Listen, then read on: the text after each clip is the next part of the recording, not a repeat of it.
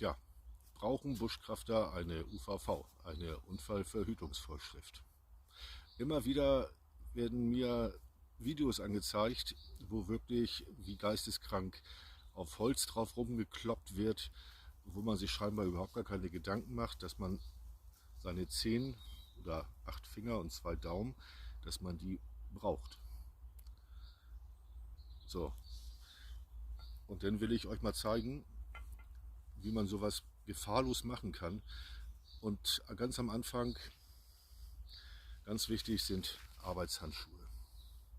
Vorzugsweise die Griffflächen aus Leder, wegen Hitze, wenn man mal ins Feuer greifen muss, aber auch zum Holz machen. Meine sehen noch neu aus, sind sie auch. Habe ich noch nicht einmal gebraucht, weil ich als Handwerker eigentlich jeden Tag mit meinen Händen arbeite und weiß, worauf das ankommt. Aber für Anfänger und für Leute, die vielleicht nur im Büro arbeiten oder so, die sollten sich wirklich Handschuhe zulegen. So, und was ich auf meinen Kursen immer sage, ganz wichtig ist, dass jeder sein eigenes Verbandspaket dabei hat. Seine eigene Verbandstasche. Ganz wichtig, auch wenn man in der Gruppe unterwegs sind, jeder hat eine Verbandstasche. Ich habe meine hier an meiner Beintasche befestigt. Da kann ich es nicht vergessen.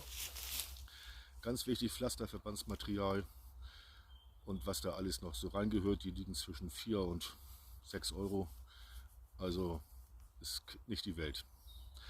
So, dann möchte ich euch einmal zeigen, wie man den Holz klein macht. Das nennt man Batonieren.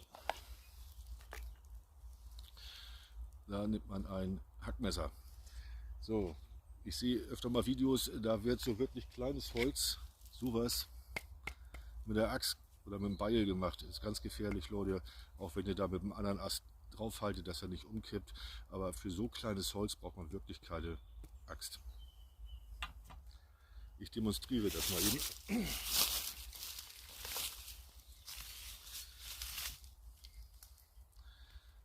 Fester Untergrund. So, und jetzt hackt ihr hier nicht mit der Axt oben drauf, bloß nicht.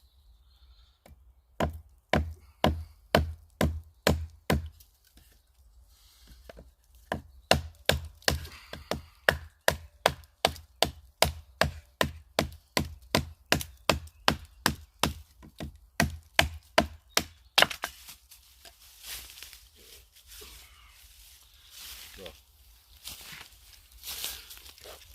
Und so macht man Kleinholz. So und nicht anders.